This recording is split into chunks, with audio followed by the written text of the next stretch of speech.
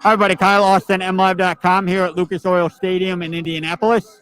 And I'm Andrew Kahn. I'm here at home in Ann Arbor. I'll be joining Kyle there tomorrow.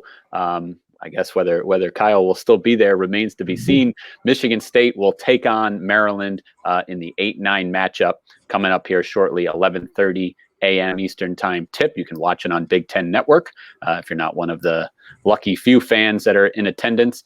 Just first thing, Kyle, kind of give us a feel for the atmosphere there before we kind of get into more of a. Yeah, it's a little different. I'd show you if I could, but a little limited in where I can go and how I can move. But you're going to see the court. It's not like a Final Four. The Final Four, they put the court, length football field wise. Mm-hmm. They've got it basically across an end zone here. And so you've got basically an end zone worth of seats around here. A lot of space, but it's a little more intimate than you would think of, I think, for a typical football stadium feel. But still a lot of space, everything spaced out. They're going to have fans. They did sell a limited number of tickets to the general public. Some of them are already here. So that already feels different. There were no general public fans at any Big Ten games all this year. So it's going to add a little bit to it, I think.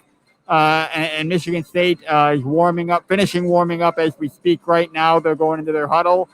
So they've gotten to shoot around a little bit and get used to it. And then, but this is the only time they've seen the setup, nothing beforehand. Absolutely. So yeah, if you could, again, Michigan State in the 8-9 game, not necessarily what would have been expected of them before the season. If you can give us if it's possible in 30 seconds, a minute, 90 seconds, how they got here. How did the Spartans? Yeah, it's funny because if you would have said at the beginning of the year in the 8-9 game, everyone would have said that's terrible. If you'd have said 2 weeks ago during the 8-9 game, everyone would have said, oh, that's amazing. Because that's how the season is gone. Had an undefeated non-conference, looked pretty good, beat Duke, and then really stumbled in Big Ten play. Couldn't find their rotation, had a lot of point guard issues, had some players underperforming, and fell in late February to 10-9, which was their worst record in about 3 decades. And big deal for this program is its NCAA tournament streak. It's at 22. Third longest active streak in the country, and that looked in very serious jeopardy in late February. But they turn it around. They win 3 straight, ended up winning 5 of 7. But critically, 3 of those were over top 5 teams. They beat Illinois, they beat Ohio State, and they beat Michigan in their finale. All pretty massive upsets for a team that looked most of the year like it would have not a chance in the world against beating those teams. So that's brought them to today. Bracketologists say or predict that they will be into the tournament regardless of the win or lose this game. But I think Michigan State would certainly like one more to really feel comfortable going into Sunday. Sure. And then meanwhile, Michigan, they're the number 1 seed in this event. Mm-hmm. Took a much different path to get there. Ranked 25 in the AP poll preseason, unranked by the coaches, picked, sort of near the middle of the Big Ten by various experts. And yet they start 18-1. Just kind of run through the Big Ten for a good chunk of the season with double-digit wins becoming the norm. You've got the two transfers, senior transfers, and Mike Smith and Sean D. Brown making an impact. You've got a freshman making a huge impact, Big Ten Freshman of the Year, Hunter Dickinson. And then you've got the returners that you kind of maybe already knew about, Eli Brooks, Franz Wagner, Isaiah Livers, all just coming together really well to this was a team that had no consensus first team all Big Ten players. Dickinson was on one of the ballots, but just maybe better than the sum of their parts. Now, unlike Michigan State, who you just mentioned, got those big wins towards the end of the year. Michigan started to stumble a little bit here into the postseason, losing 2 out of 3, a 23-point loss to Illinois at home. Come back and beat Michigan State 2 nights later, and then close the regular season with, as you mentioned, that loss to Michigan State. And a bigger story is for them is the health of Eli Brooks. He injured his ankle early in that game against Michigan State, and it's unclear whether he'll be able to play. It's not difficult to imagine him resting if he's really not close to 100% for this weekend, and then trying to be back for next week's NCAA tournament. But we'll see how that plays out. Tell us a little bit about this matchup that you're about to watch between Michigan State and Maryland. So Michigan State, Maryland played about 2 weeks ago now, or about 11 days ago, and Michigan State lost by 18.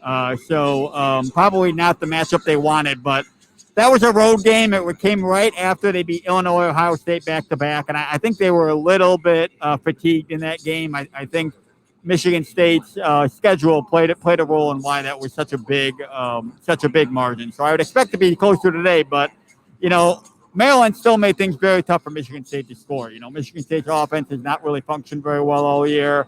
Haven't had a great point guard. They were really able to slow down Aaron Henry a lot, kind of prevent them from getting into the lane, turn them into a three-point shooting team is really what they did. Is they packed everything in and said, okay, if you're going to beat us, you got to hit three-pointers to beat us. And that's not a good formula for Michigan State. They don't really have the outside shooting to do that. So they're going to want to counter that today if they're going to win. And we should say that if they do win, they're moving on to tomorrow when they would play Michigan. And that would be the third time that these two teams play in a little over 9 days, 8 days, 9 days. So that would certainly be fun. But unlike a lot of the times Michigan State comes to this tournament, they've got a pretty winnable game the first time. This is very much not the case. Yeah. So as you mentioned, Michigan will wait the winner of this game. That'll be tomorrow at the same time, 11:30 on Big Ten Network again. If it's Michigan State, like you said, a lot of familiarity there from Right. the matchups. Michigan State was absolutely the more desperate, hungry team, in that rematch on Sunday, and it showed. And you had a couple players, kind of play certainly better than they had for a good chunk of the season. Right. Michigan certainly mentioned Rocket Watts in particular, lauding him for his efforts in that game. That would be fun. I agree. If it's Maryland, Michigan also played them twice, much earlier in the season. Most recent meeting was January 19th. They were both double-digit wins. That's when Michigan was really, really cruising. And Maryland coach Mark Turgeon was effusive in his praise for Michigan at the time, and basically just admitted it wasn't really a good matchup for them. They just didn't really have an answer for Dickinson inside, and just struggled. Against Michigan, they shot the lights out in the first half of their first meeting to keep it close, but again, Michigan pulled away. Before we close here, we can kind of just get into a little bit of the logistics of this whole operation that both teams are facing. Given that the Big Ten tournament is there in Indianapolis, the same city that will host many NCAA tournament games. Some will be in nearby Bloomington and West Lafayette. The Big Ten teams are gonna stay there until they're eliminated from the NCAA tournament. Those that qualify. I guess if you could just sort of speak to that travel and all that, it's kind of unique. Yeah.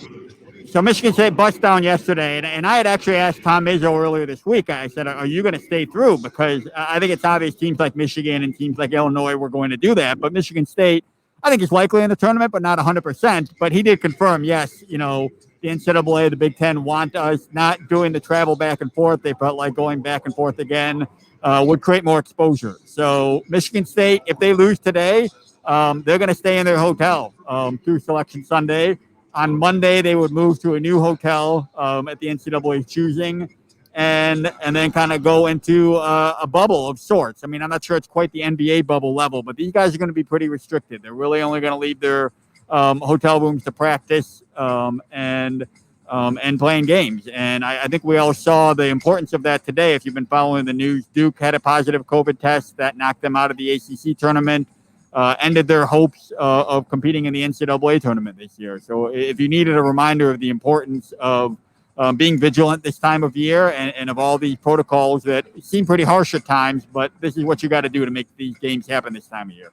Absolutely. I think you hit the nail on the head. It really is a bubble. I mean, they want to just call it a controlled basketball environment, I suppose, just because, they don't want to use the same term that the professionals are using, but that's what it is. Yeah. From my understanding, Michigan will be on, one particular floor of their hotel. And that's what it's going to be. But, here we are a year later, March 11th was the night the Big Ten tournament started last year.